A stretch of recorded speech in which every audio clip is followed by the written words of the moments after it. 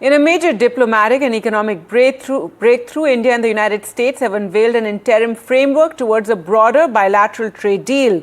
Now, the move follows US President Trump's announcement of a trade deal with India, slashing tariffs on Indian goods to 18% from 50%.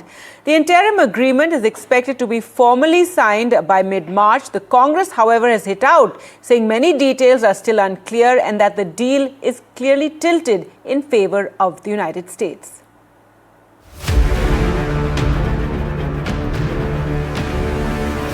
A historic day in US-India ties as the long-time allies agree on the framework of an interim trade agreement. The framework opens new opportunities for Indian exporters and marking a step toward a broader bilateral trade deal. Under the deal, the effective US tariff on Indian goods will drop sharply to 18%, down from punitive levels of 50%. This move is expected to bring immediate relief to Indian industries, particularly textiles, leather, plastics, and organic chemicals, by making exports more affordable and competitive in the world's largest consumer market. Looking ahead, certain high-value Indian export segments, including generic pharmaceuticals, gems and diamonds, and aircraft parts, are likely to gain duty-free access once the interim pact is fully concluded. On the flip side, India has agreed to remove or lower tariffs on a broad range of US industrial products. These concessions ensure India's manufacturing ecosystem has access to critical inputs. The framework also emphasizes regulatory cooperation. Both sides will work on aligning testing standards and certification processes, which could significantly reduce red tape and speed up trade flows. Importantly, sensitive Indian agricultural staples like wheat, rice, dairy and poultry are kept out of tariff cuts, protecting farmers and rural livelihoods. This framework is a game changer for Indian exporters and manufacturers, opening doors to new markets and reducing trade barriers. Now, all eyes are on the ratification of an interim agreement, which both India and the US intend to negotiate quickly. Bureau Report for NDTV World. Now, Commerce Minister Piyush Goyal was at the NDTV conclave, and he said the India-US trade deal is holistic and detailed, also that farmers are protected and will have export opportunities.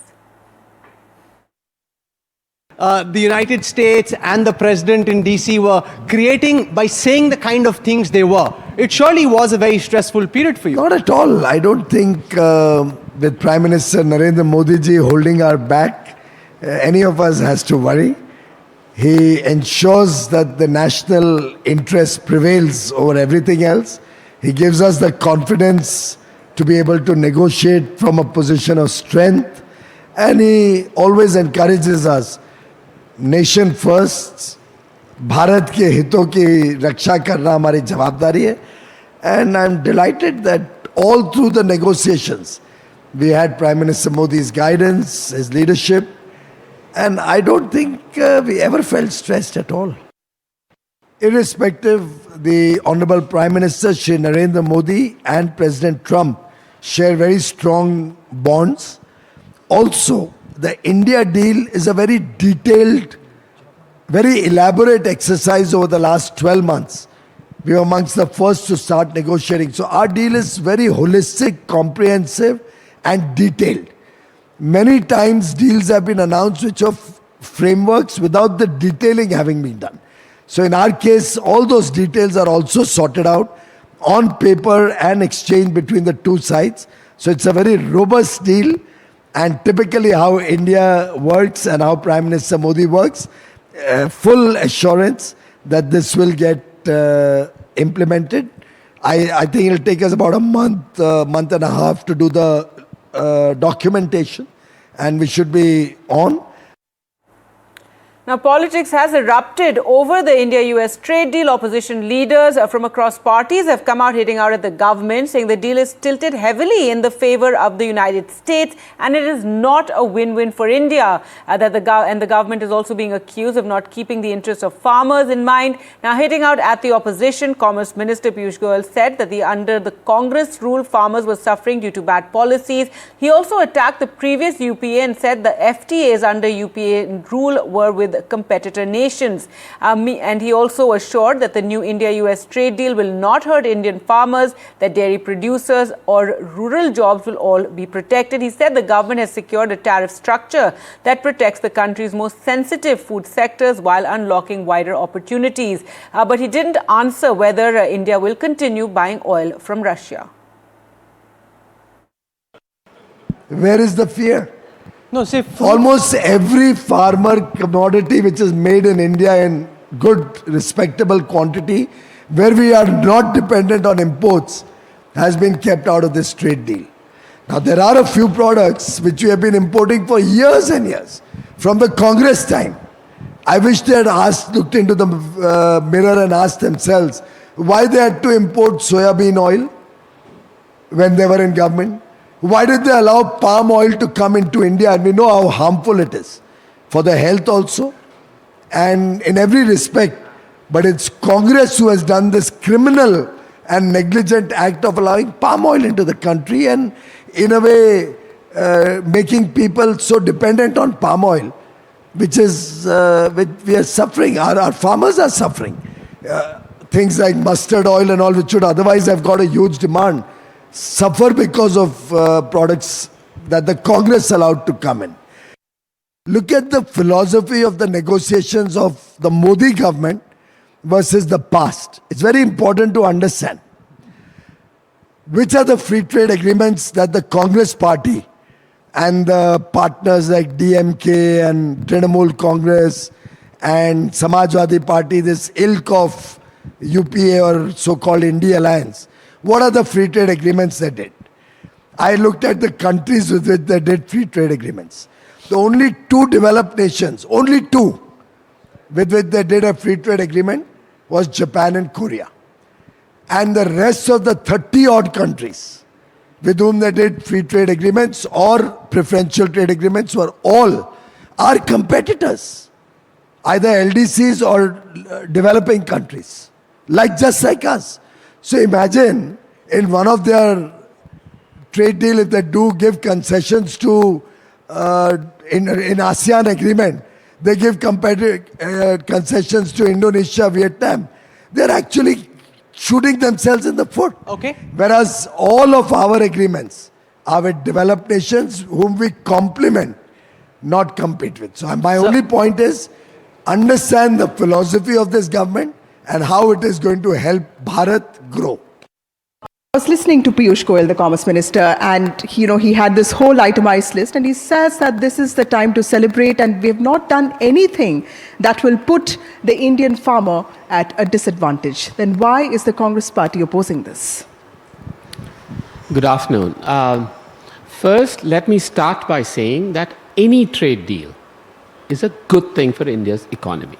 India needs more trade, India needs free trade, and if anything, over the last decade, we saw a bout of protectionism in Modinomics. So I'm glad that there has been a U-turn on that front. Now, I have not seen the press conference that you're referring to because it just happened, but from what I have read about the details of the deal, what is unclear are certain details of the deal. Now, let me just give you one example. One of the details of the deal is that India is committed to buy $500 billion worth of American goods over the next 5 years. 500 billion over 5 years. So roughly 100 billion a year. Today, we buy 40 billion from America. How is it going to double or triple? What are we going to buy extra? How is this commitment made? Are we going to shift our purchases from some other country to this? And most importantly, if we have committed to buy $500 billion worth of What have they committed to buy from us? Okay. Where is the commitment from their side? So any trade deal is good. It's good as long as it's mutually beneficial, what they say in corporate jargon, a win-win situation. Yeah. And we're not sure that this is yet a win-win for both India and America. But Mr. Chakravarti, at least this could be a diplomatic win, right? The fissures that we saw with the US, the most powerful country in the world, are finally settling in. See, I can't comment on a diplomatic win because I'm not a diplomat. I'm an economist by training. I'm only asking, like I said, I started by saying a trade deal is a good thing. We welcome trade deals. We want greater trade. We want more exports. But what is it that we are doing here? We need greater transparency. We need more details. And this is too serious a subject for us to just go by headlines. We actually have to delve into the details. And as they say, the devil is in the details. So for example, what are we doing with Russian oil? Are we not going to buy Russian oil? If that's the case, are we going to get it at the same price as cheap Russian oil? Because I remember the oil minister, Hardeep Puri, back then had made such a bombastic claim about how it is in nation's interest to buy Russian oil. Now, what happened to that? In other news now, Prime Minister Narendra Modi is in Malaysia on a 2-day official visit with trade, semiconductors and defence ties in focus. The Prime Minister received a grand welcome in Kuala Lumpur with his Malaysian counterpart greeting him at the airport. The visit is aimed at strengthening India's comprehensive strategic partnership with Malaysia. The highlight will be the summit-level talks with Malaysian Prime Minister Anwar Ibrahim, focusing on defence cooperation, economic collaboration and stronger people-to-people ties. Prime Minister Modi addressed the Indian diaspora in Kuala Lumpur, where he claimed that India's UPI will be in Malaysia soon. Malaysia has the second largest Indian origin community in the world.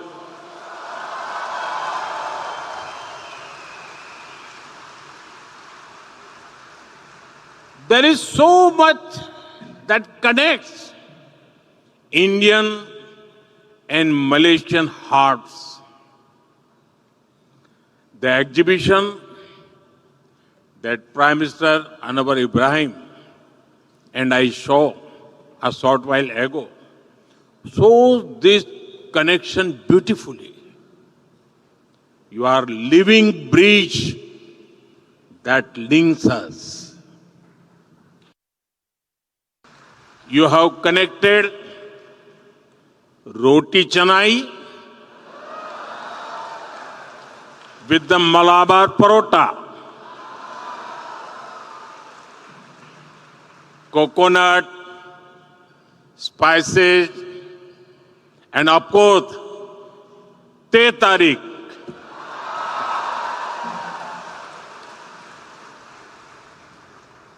The flavors feel so familiar, whether it is in Kuala Lumpur or Kochi. We understand each other so well. It must be due to the large number of common words between our languages and Malay. I've heard that Indian movies and music are popular in Malaysia. The Malaysia-India Digital Council is paving new pathways for our digital collaboration. I'm happy to share with you that India's UPI will come to Malaysia soon. All right, so big announcement there by the Prime Minister. With that, we'll slip into a short break. More news on the other side.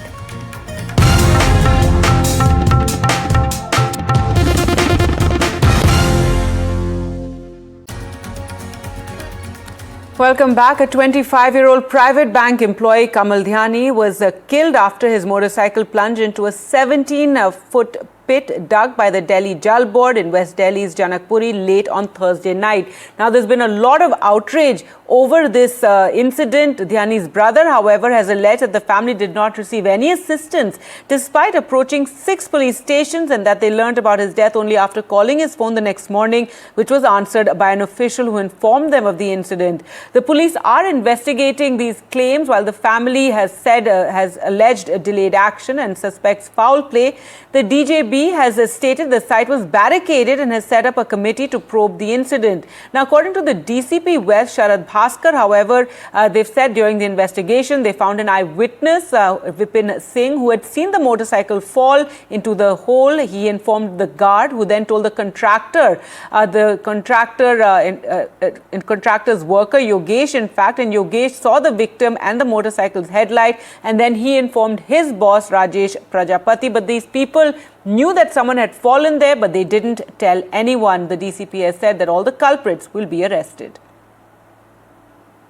Guard ने जो है वहाँ पे जो labour थी, जो contractor की labour थी, जिसका नाम योगेश आ रहा है, गार्ड ने उसको बताया। योगेश वगैरह ने नीचे देखा तो वहाँ पे उनको गाड़ी का, मोटरसाइकिल का जो है वो हेडलाइट जलता हुआ दिख रहा था और ज्यादा अंधेरा होने के कारण एक ह्यूमन फिगर भी कोई दिख रही थी। योगेश ने जो है 12:22 पे, जो कि बाद में हमें मोबाइल कॉल रिकॉर्ड देखने से इनका पता चला है, अपना जो मालिक है, जो राजेश कुमार प्रजापति, जिनको हम गिरफ्तार कर रहे हैं, तो ये सब बात जो है ये योगेश प्रजापति और इसकी जो लेबर है, इनको पता थी कि यहाँ पे गड्ढे में जो है मोटरसाइकिल गिरी पड़ी है और इसमें कोई आदमी भी वहाँ पे गिरा हुआ है, लेकिन इन्होंने किसी को भी इन्फॉर्म नहीं किया। All right, now a very tragic incident in Faridabad in Haryana. A cop was killed and several others injured after a swing collapsed at the Surajkund fair. There you can see that ride. The incident took place when the swing broke, injuring multiple visitors. The police inspector who rushed in to rescue the injured suffered serious injuries. Police Inspector Jagdish Prasad later died during the rescue operations. Now, officials say a total of 13 people were injured in this accident. Reacting to the incident, Haryana Chief Minister Naib Sani has said in a post, "I'm deeply saddened by the accident that took place during the Surajkund Mela. Necessary directions have been issued to the concerned authorities for the appropriate and immediate treatment of the injured individuals. The government is committed with utmost promptness and sensitivity to providing all possible assistance to the injured and their families." Well, let's go across to Gurpreet now for more on this. And Gurpreet, absolutely horrifying the way that swing comes down, 13 injured, and a policeman has died. Give us more details how the policeman died. Well, yes, of course. In this incident, what we have learned from the local authorities, a cop was killed and several others were injured after swing collapsed at Surajkund Fair. What we have learned, the incident occurred when the swing broke, injuring multiple visitors, and the police inspector who rushed in to rescue the injured suffered serious injuries. Police Inspector Jagdish Prasad later died during the rescue operation. Now we have seen high-level probe committee has already been formed, and in the initial investigation, what we have learned from the authorities, they say they were trying to check this swing every day before starting this swing for the visitors, but what was the real reason behind this breaking of the swing, that is yet to be learned, and now the probe has already been initiated. If we can talk about the overall incident, what we have learned, around 13 people were injured in this accident, and all the top officials, they are trying to help the injured so that they will be able to get treatment. So we have to wait and watch, because the inquiry has already been initiated to find out what was the reason behind collapsing of this swing.